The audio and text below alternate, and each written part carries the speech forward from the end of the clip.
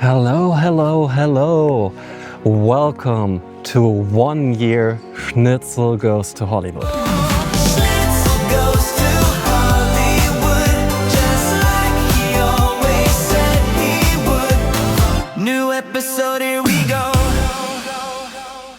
So because 1 year ago I just started recording the first footages for this channel, even though I have started recording a little earlier, but this is like the starting point of Schnitzel Goes to Hollywood. And I still remember how nervous I was. That was like insane. And yeah, today I'm going to make a small recap, show you a little more behind the scenes because I still have the raw footage. And I want to give you a bigger picture because all of this have a huge backstory, and even though I mention it here and there, it's important to understand the whole journey better when we start where, in my opinion, this whole bloody mess started. It was like 2016, I was like in a permanent position. So I started to imagine what can I do to break out of this and totally align with my purpose and with what I want to do. And that's pretty much feature films, not films for television, not theater. I want to do feature films. So I started to make a project called Götterdämmerung. It was like a story I had in my mind since I was like 5-6 years old when we restaged that Normandy D-Day short film when we were kids. But I really imagined when there's like more supernatural elements in it and more like this action, Wolfenstein mood and vibe. And we just go ahead. We just start to make an investment trailer and see how far we can get.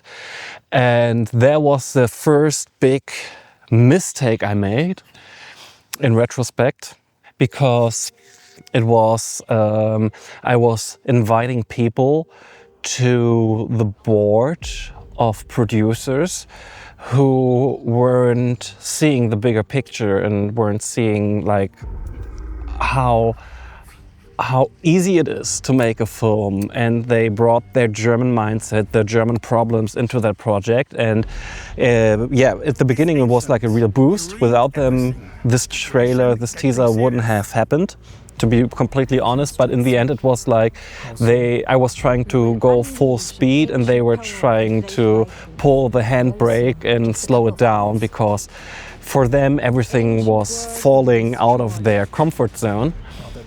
And during that time, it was this. There was this point where we really split up. We said, no, we can't work anymore together because we're so different. And then I was distracted because I wanted to. That was a turning point where I said, okay, like I only meet Germans in Germany, of course, that are like. They really want to aim for Hollywood. They want to build a German Hollywood, but they want to do it like the German filmmakers after 1945 did that in Germany. And we don't have a Hollywood here. So it's pretty obvious to me that all these ways and thoughts and tries they did weren't suitable for the German market. It's simply as that. And I can't understand why they're like urgently trying to hold on this old mindset that doesn't work. And so I said, okay, yeah, I wanted to build a German Hollywood, but not anymore, because there are too many people who are like saying they want to go the same direction, but in reality aiming and sabotaging for the other direction. And that's pretty much where I said, okay, let's find out how Americans work. And so I got involved in more American projects. I met American people. Some doors even opened up, and I said, okay, that's cool. That's pretty much my country. I was in the United States just a year ago. During that time, it was right before the year before pandemics. And I loved it so much. Like, I thought, these are my people. This is my tribe over there. And I was just at the East Coast and Florida, I don't know, North Carolina, Atlanta and stuff. And I said, yeah, I want to live there. These are my people. I know why they have Hollywood, because they work like they are Hollywood. So then I thought, okay, how can I finance this? And I just went on several network meetings, and I was pitching a lot, and we were like winning very huge German companies like Vodafone, like Dekra, and they are huge. They are gigantic German companies. And within an instant, this company skyrocketed to the top. Like, it was insane. It was like a wild ride, and I wanted more success, more growth, more like everything. And we had many problems, but money never was an issue. Never, never, ever. So these sleepless nights made it possible that my American approach of doing things aren't any fantasies, but they can become reality, even in Germany. And they were really afraid, like on an elementary level afraid, how I did things. Like, my American friends said, hey, you're doing great, that's the way to go. And my friends said, nobody else does it like you, and how can you keep up this pace and stuff? And I was just like, oh God, I really, really see why you're in this situation. And because I had success, I could push forward for my creative direction. We re-edited Götterdämmerung. We restarted to get in touch with these huge production companies in LA and New Zealand. And they said, no, we're done because Corona pandemics came up, and we have to cancel our invitation for you guys, and we have to first catch up with our stuff over here. And I said, okay. And during that time, that was the time where I married my former girlfriend, and she was beautiful. She was beautiful in every way a woman can be beautiful, especially in being a mirror for myself and for my blind spots. I learned so much from her. It was like awesome. But because I believe in frequencies, that every human being has a frequency and you have to align with other people who have the same frequency. And we weren't a match in that case. And we just found out later. We didn't knew that because we were like in love. We were like pushing forward. She was a huge part of that process too, and supporting me and believing in me. And it was awesome. So during that founder mode, I was investing a lot of money into my new house I bought. There were like several companies in there. There were like several entities in there. It was a huge thing. And I thought, okay, I have a huge company. I have a house. What can go wrong? I will rent everything, and then I will go to the States. But then hell broke loose because Corona pandemics, there was a huge flood in that area. The roof was falling down. It was horrible. It was really horrible. And I knew afterwards that it's like a full-time job to manage a house.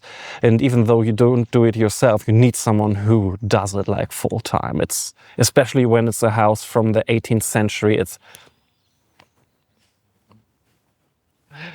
I can't recommend it. So during that time in Corona pandemics, when we hadn't any success because all contracts were canceled, and there was like a huge contract on our table. The other side just haven't signed it. It was like a contract for shooting several films in Kazakhstan, in China, in United States, in France, in Africa. It was like a huge thingy, multi-million-dollar project. And it was just canceled overnight. So this was Corona pandemics. And during that time, all these Germans came up and said, hey, you have to do it our way. See, it doesn't work out. And I just said, okay, there's like a crisis, worldwide crisis. And why should we do it your way? Because you're in a position where you're like barely survive. And we built up like this huge company, and what's going on? What's going on in here? And even though I had several rich friends who became rich themselves in Germany, they started like to do this German thingy where you try to get state subsidies and try to get more state money. And I said, why should we slave ourselves to the German state? Why should we be trapped in this country because you can't just leave Germany after that? And I said, my home will be the United States of America. I don't care if I have like 100K, 200K more in that situation. I really prefer to live like a monk than giving up on my American dream. And that was like the next mistake, because I could have used that money to get through the pandemics even more efficient and skipping that survival mode part, because I was really in survival mode and that totally broke me. Really, I was like, not only the company, first I started crumbling and then this whole company fell apart and we stopped it like just in time. We didn't make any loss on it, but yeah, the company was done after 2 years Corona pandemics, and then this house like was the same big issue, and it took even specialists to sell it like after 3 years. And what's funny was like that this main turning point when people started bringing in offers for the house was when I made a film about that. And this film was super emotional and the people started giving money into that film. Even newspapers and German television talked about that house and talked about my film. It was like insane. It was like a next proof the American way is the only good and sustainable way for success, for real grounded success with doing films.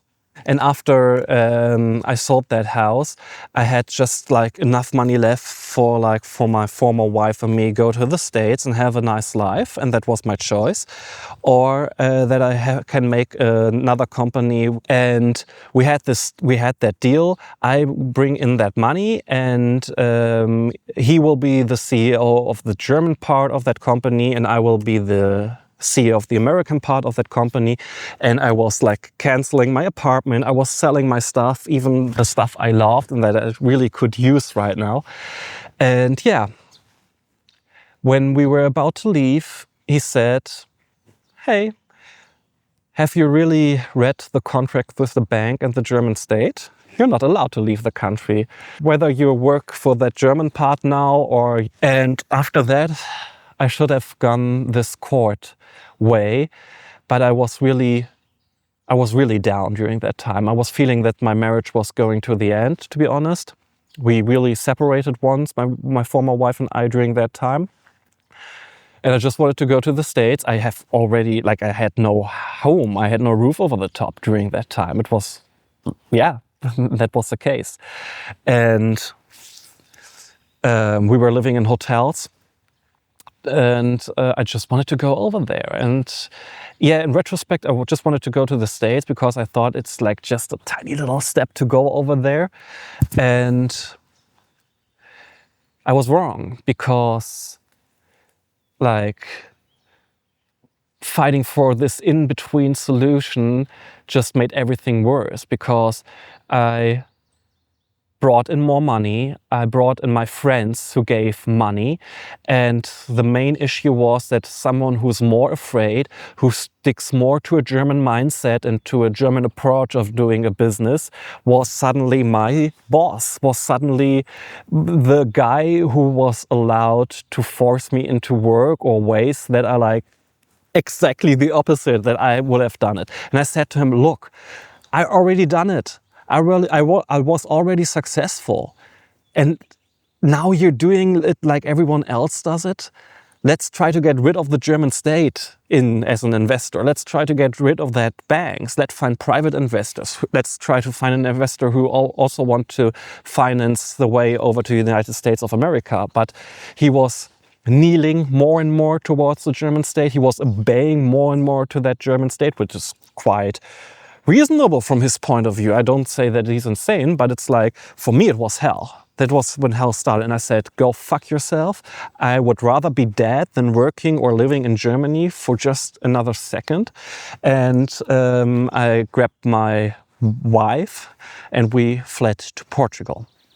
And we were fleeing because I just wanted to have at least half a year of peace. But then hell broke loose in Germany but what surprised me the most was that he did things that others would consider as a deeply unethical behavior or a serious professional misconduct. People were becoming angry with me because I brought them in. And I said, okay, I have to stop it. I have to face it. I'm trapped in Germany. I have to be in that horrible, horrible country and this hell, because Germany is still hell for me. I just accepted that I'm here. I just get along with it really, really, really well by now, but it's still hell. I don't want to be here. And I said, I take responsibility. And when I came back and saw all these letters and found out what he had done, it was like the worst nightmare. And I don't blame him because he was like trying to do his best. But wow, that was like, yeah, there was a whole narrative shift. But it was still my responsibility in that part, and I was screaming, I was shouting at my employees because I said, work harder. But what I meant was, I don't want to be here and you are totally fine. You have nothing to lose because Germany is your country, and even if this company goes bankrupt, there is no loss for you because you can find another job, you can be in Germany. But for me it was like, if this company fails, I'm in hell. And that was reality. That was when I was in Germany, back in Germany, and I was still attracting phonies, unfortunately, but that's okay. I learned my lesson. It wasn't the worst that I lost so much money. It wasn't worse that I lost my former wife. It wasn't even the worst that I had to come back to Germany. But when I came back, he was organizing like a huge kangaroo court against me. What was the worst wasn't that I lost everything. What the worst was that he was accusing me that I wanted to be in Germany, that I wanted to be part in that German company structure, that he was telling me that I was signing all these contracts, which I didn't, that he said that I was like aiming for life in Germany. And even our business consultant, he was claiming that too in front of the German state and in front of the German banks, which they had to. I don't blame them. But for me, it was like, no, you fuckers. You can take everything from me, but you can't claim that I'm a friend of Germans or Germany. This is hell. And this was the point where I decided, okay, I have to make Schnitzel Goes to Hollywood. I don't argue with them. I'm not proving anything to anybody. I just wanted to show people how everything is possible in LA. And just look, I met Lisa Heischer, I met Ashkan Tabibnia, I met Donna Smith, the former CEO of Universal Studios. And that was possible in just 6 weeks. Imagine what could be possible in 6 years. And I met this lovely lady in LA, like I wasn't asking for anything. I wasn't asking God for anything. I found my tribe in the church over there and met this lovely lady. I totally fell in love with her, to be totally honest. And now she's texting me again. God is great. God is protecting me. I'm still thinking God wanted to protect me, to give me all these tasks, and I failed a lot of them. But now I'm more conscious. I said no like 99 times since I had this conclusion about what happened in the last years. And yeah, that's pretty much it. Oh wow, my camera just gave up and this is the GoPro now. But for the last sentences, it will work. So I don't think that there is much alignment in how I want to do a business in Germany with Germans. I don't think that there will be much like huge opportunities to get back on track and get back all that money, but that's okay. First of all, I have to make an overview about everything. I have to find out what fell apart exactly, because I'm getting more and more letters every day. I am finding out more and more horrible things.